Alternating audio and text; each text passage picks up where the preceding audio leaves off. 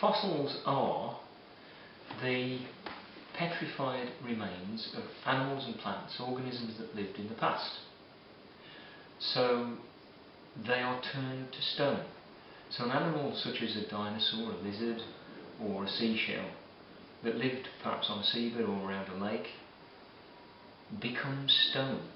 And that process requires the animal to die, to be buried, and then to be changed into minerals. So when we look at perhaps a skull of a dinosaur, in this case Deinonychus, then what remains of the animal is the mineralised hard parts, the bones, the shells, the teeth. The majority of its soft tissues, the flesh, the muscles, the skin, the eyes, rots away. And so most fossils don't contain soft parts. In very rare occasions that occurs, and they are very, very exceptional when we find any traces of soft tissue. But the majority of fossils, like this ammonite, are now the mineralised remains of the shell and the animal that once was. For the vast majority of fossils, the mineral in which they're preserved is calcium carbonate, lime.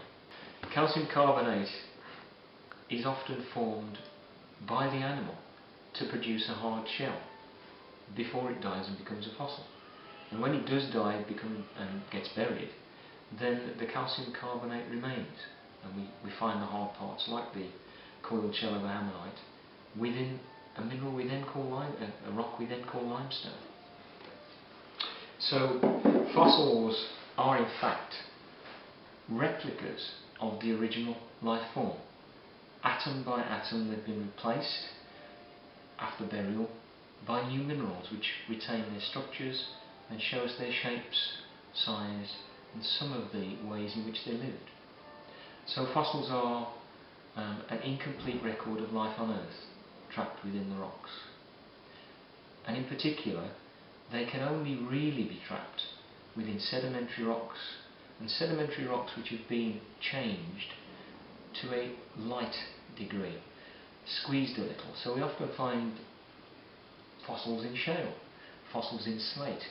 We don't find fossils in volcanic lava because the formation of those rocks is just too destructive to retain the presence of life forms.